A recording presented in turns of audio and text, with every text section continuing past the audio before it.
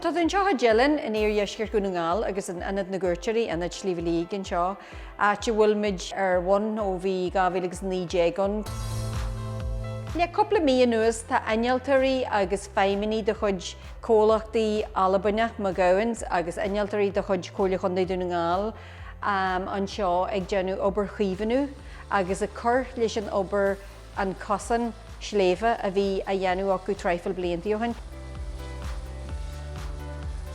Tá helicopters tí inniu fásta agus tá siad ag tuairt na ton bags hall go dtí an aill leis an one-man's pass. Sean darna féist an project. So caihí siad na málaí mór a clocha a thógáil ó taobh den Shliabh go dtí an taobh agus go háirí na coppla lá tá siad teothar an siomh tá muid ag brathar amsir mhaith agus gan ceá bheith againn agus gan gaí bheith againn.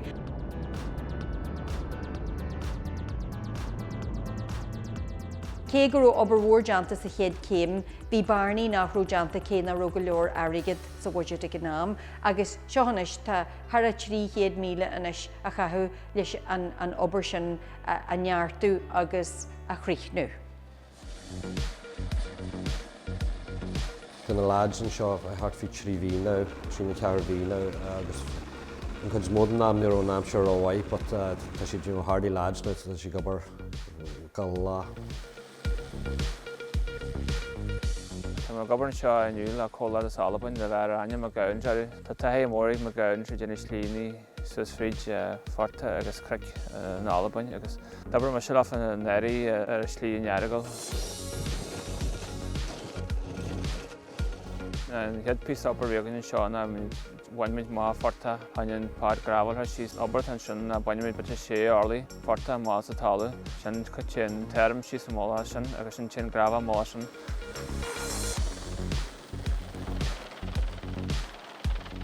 Úsáid aill an sin bheit se chuaicear a haine náú sin a rúiste do éile decinn se bog na sé séite hiúil na nete hiúil. Agus sin lena go dtí háta an seo tá trí an chlátha, úsa mí na chlátha éite haine Tugadh cosáin bhachas heile steps na pitseal. Tá na chlátha sin líte sé ha mhaillaí tonna agus tógadh an angalan sin se go dtí neitiúil sa dheáil. Tá aláin agrasaí agus daoine páirteach sa tógra seo. Caihí siad cóirle ghlacu ó stainolaithe mar shampla páircin ní náisiúnta na stainolaithe a bhfuil gobar sa réimse sin. Feiminí ó chuideann grothaí pobal tuaithe agus scéalteachta mar go bhfuil siad san chur chuid mhór airgid ar fáil don tógra. Ainealtarí agus feiminí cóirle chundaí go na ngáil.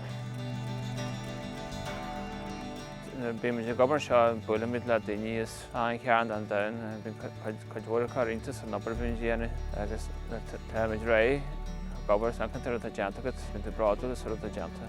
An chun se go mhaith agus an se chuidí bhór an teamplacht. Tá daoine ábaltaí nó siúil níos fóide, tá tú níos tearm inis ag siúil agus tá séisiú gal níos fóide, agus tá daoine ábalta siúil níos fóide hall go dtí one-man's pass. Tá obair thar scát déantar na lads agus manú tú an seo ba cógaid ná just go hústa agus bhairtaí nó ábalta thar obair déanta. Tá obair samúlan, tá obair waslan. An dhéire bheith gobar réiti bhíanna tá amsir mhaithin tá amsir gaiirí cosla go bhór fearthain garan na hí sa bhla tíútíní.